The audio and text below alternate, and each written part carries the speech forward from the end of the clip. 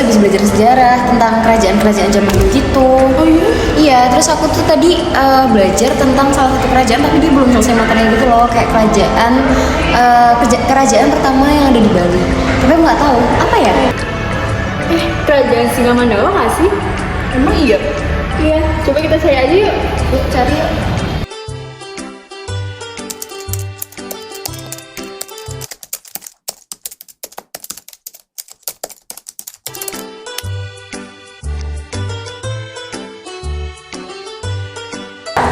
A. Letak dan sumber sejarah. Kerajaan Singamandawa merupakan kerajaan pertama yang ada di Pulau Bali, tepatnya di daerah sekitar Gunung Batur. Nah, kerajaan ini memiliki sumber sejarah, yaitu sebuah prasasti yang berumur 882 Masehi yang berisi tentang pemberian izin kepada agama Buddha untuk membuat suatu pertapaan di daerah Bukit Kintamani. B. Sistem politik. Pada masa pemerintahan kerajaan Singamandawa ini memiliki sistem pemerintahan yang berbeda-beda. Yang pertama yaitu pada masa pemerintahan Urgasena. Pada masa pemerintahan tersebut terjadi pada 915 Masehi sampai dengan 942 Masehi.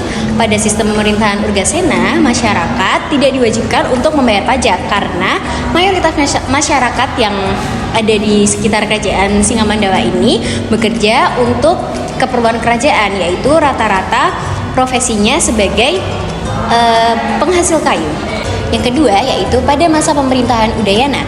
Masa pemerintahan ini terjadi pada abad 989 Masehi sampai dengan 1011 Masehi. Pada masa ini pengaruh Jawa sangat kuat terhadap Bali.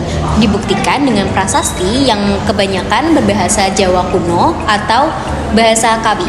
Yang ketiga yaitu pada masa pemerintahan Anak Wungsu pada tahun 1048 Masehi sampai dengan 1077 Masehi, Bali memperjelas wilayah kekuasaannya dan menyatakan bahwa memiliki 28 prasasti.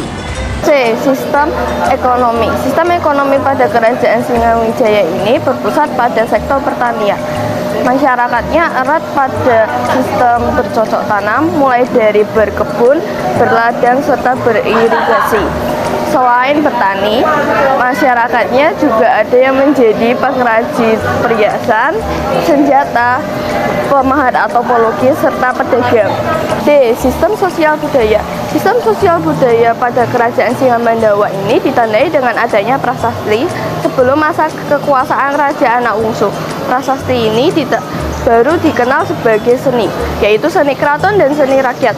Seni keraton merupakan seni yang lahir, berkembang, serta dipertunjukkan di keraton, sedangkan seni rakyat merupakan seni yang lahir, berkembang, serta dipertunjukkan di rakyat. Selain itu, dari segi agama, kepercayaan zaman Hindu dititik beratkan pada pemujaan roh-roh nenek moyang yang disimbolisasikan pada bangunan pemujaan seperti bangunan rupa yang mirip dengan bangunan punduk berundak-undakan.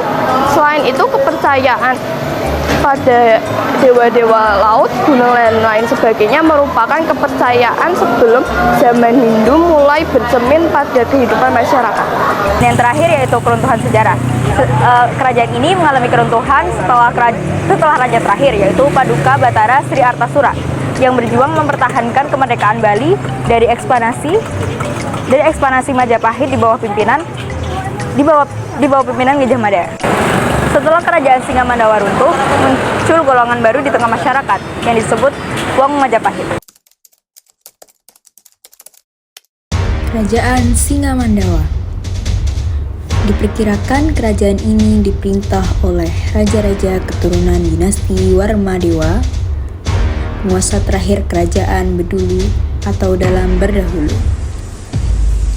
yang menentang ekspansi kerajaan Majapahit pada 1343 pimpinan Gajah Mada. Namun berakhir dengan kekalahan kerajaan Bedulu. Perlawanan Bedulu kemudian benar-benar padam setelah pemberontakan keturunan terakhirnya dalam Makambika. Hasil dikalahkan 1347 Masehi. Setelah itu, Gajah Mada menempatkan seorang turunan Brahmana dari Jawa bernama Sri Kesna Kepakisan sebagai raja, atau dalam Dipulut Bali, keturunan dinasti Kepakisan inilah yang di kemudian hari menjadi raja-raja di beberapa kerajaan kecil di Pulau Bali. Oh, jadi gitu sejarah tentang kerajaan Singamandawa. Oke deh. Yaudah, jam berapa sih? Udah siang, kamu gak pulang? Belum? Nanti. Nanti, aku pulang dulu ya. Iya. Oke, dah. Hati-hati. Iya.